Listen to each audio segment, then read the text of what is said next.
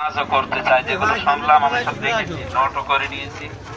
26 তারিখ আজকে থেকে আর 5 দিন পরে 26 তারিখে অধিবেশন বসবে সংসদে।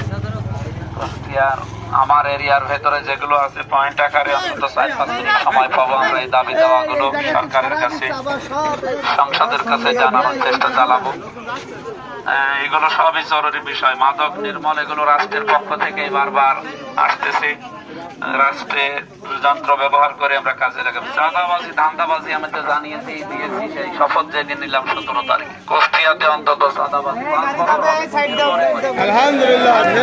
এরপরে আমি আমার কথা বারবার বলি না, একবারই বলি। সুতরাং এটা মেনে চলার চেষ্টা করবেন। পানির ব্যবস্থা করা, সক্রিয় পানি যেটু খাবারের পানি, এটা আল্লাহর নিয়ামত।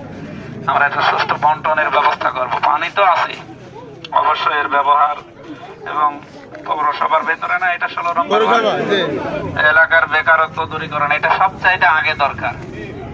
দেশে বিদেশে কর্মসংস্থান তৈরি করা, এগুলোকে বিভিন্ন মন্ত্রণালয়ের মাধ্যমে তৈরি করা হয়। আমরা দেখি সরকারে যেতে পারলে তো আরো ভালো হতো। তারপরও যেখানে আছে এখান থেকে আমাদের এই ফেস ভ্যালু কাজে লাগিয়ে আমরা চেষ্টা চালাবো। রাস্তা যাই হোক আছে, কিন্তু ড্রেনেজ ব্যবস্থাটা দরকার। ড্রেন হলে রাস্তা টিকবে ভালো।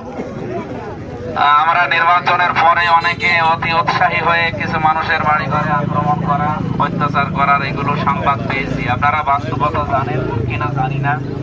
সংসদে আমি ট্রেনিং এ ছিলাম 2 দিন, এমপিদের নিয়ে ট্রেনিং দিচ্ছিল সংসদে। 17 তারিখে শপথ নিয়ে 18-19 2 দিন ট্রেনিং ছিল। রাত্রে আমি এসেছি। এখানে জানার বিষয় হচ্ছে, যারা এগুলো করছেন এগুলো সব কিন্তু নোট হচ্ছে। তারেক জিয়া বা তারেক রহমান মাননীয় প্রধানমন্ত্রী অনেক $0 অলরেডি দিয়েছে। কিছু আবেগে কাজ করবেন। আপনারা মাজলুম ছিলেন, এই জন্য আপনাদের ভালোবাসি বলে বলছে, যেহেতু অনেকে শুনতেছে। এগুলো সব কিন্তু রেকর্ড হচ্ছে। দেশি বিদেশি যারা আছে সব এখনো কেউ যায়নি, সব রেকর্ড করছে।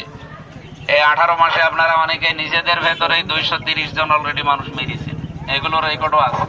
কত মানুষের বাড়িতে হামলা চালিয়েছেন নির্বাচনের পরে, এর আগে, এবং মানুষের বাড়িতে অনেকে আগুন লাগিয়েছেন, কুপিয়েছে কাউকে, সব রেকর্ড চলছে। এগুলো কন্ট্রোলের ভেতরে না আসতে পারলে উনি টিকে থাকতে পারবে না। আর বাধ্য হয়ে শেষে ওই খালেদা জিয়ার মতো র্যাব তৈরি করেছিল না, নিজের দলের লোকই তখন করাস ফায়ারে দেওয়া আরম্ভ করবে। সুতরাং একেবারে কি হয়েছে হনুমান হয়ে যাবেন না, শেষে দেখা যাচ্ছে ওই রকম ফাঁদে পড়ে যাবে। আপনাদেরকে সতর্ক করে গেলাম। এরপরও যদি কিছু হয় আমরা দেখি। সামনে প্রশাসন, কালকে ডিসি সাহেব আজকে কল দিয়েছিলাম, বললাম যে পরশুদিন বসবো। আইন শৃঙ্খলা নিয়ে এসপি সাহেবের সাথে অন্তত কালকে বসার সময় দিয়েছে। এগুলো সব কন্ট্রোলের ভেতরে